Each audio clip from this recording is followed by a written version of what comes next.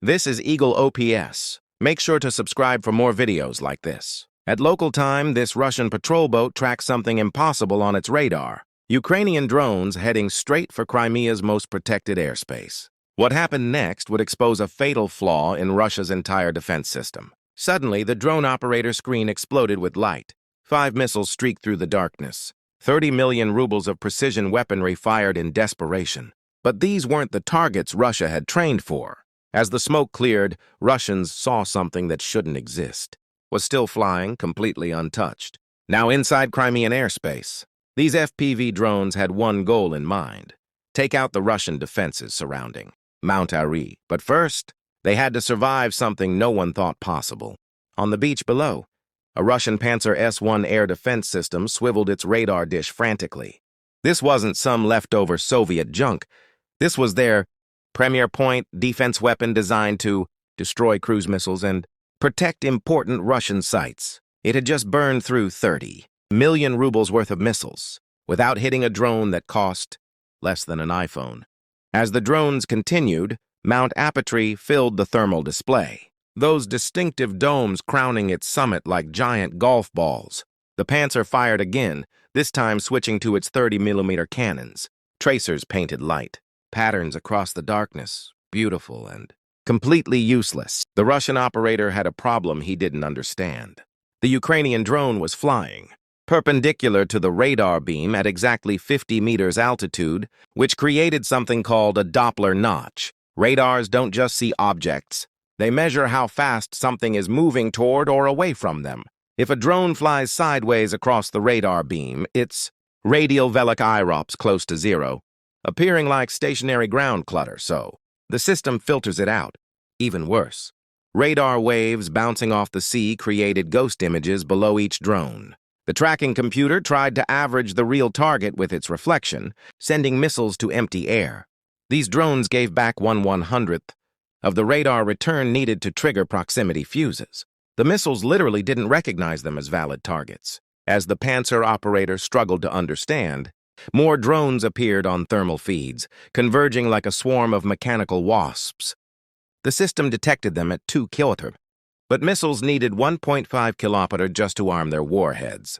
That meant only 12 seconds to engage. 12 seconds to hit targets his radar wasn't designed to. Radio chatter exploded. Controllers demanded fighter support. The Pantsir operator reported multiple contacts, unable to engage. Missiles wouldn't track. These weren't Tomahawks.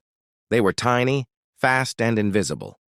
The lead drone adjusted course slightly, lining up on the first dome structure. Inside those protective shells sat radars worth hundreds of millions, equipment that could track ballistic missiles, detect stealth fighters, and provide early warning for the entire Black Sea region. Nobody had considered what would happen when the attack came from consumer electronics, flying at treetop height.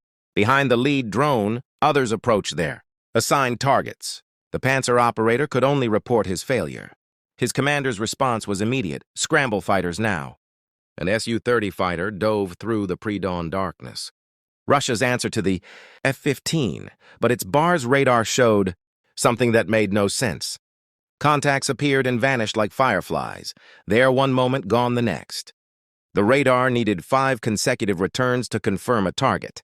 But these drones dropped below the noise floor after 2 or 3. The noise floor, background radio noise, made them effectively invisible. Frustrated, the pilot fired a missile anyway. The R-73 launched, accelerating to Mach 2.5. The missile raced toward the drone, then suddenly veered off. The problem was temperature. The missile's infrared seeker hunted for jet engines at 1,000 degrees CC. These electric drone motors barely reached. Invisible. To the seeker until it was within 500 meters, too late to adjust. He fired again. The missile passed close, still no hit. Even pulling 40 Gs, the missile couldn't turn fast enough to track. Desperate, the pilot fired a third, then a fourth. 80 million rubles gone. Still no hit. Finally, he switched to his GSH-30 cannon, spraying 30-meter rounds at 500 per minute. None connected. Every 2 seconds, the time the rounds reached their target, they'd already moved. Meanwhile, the first drone reached its target, the 96L6E radar. NATO designation, cheeseboard. It provided targeting for S-400 systems, tracking 100 targets at once. Without it, the S-400s were blind. The drone's shaped charge detonated against the antenna, turning millions in electronics into smoking scrap.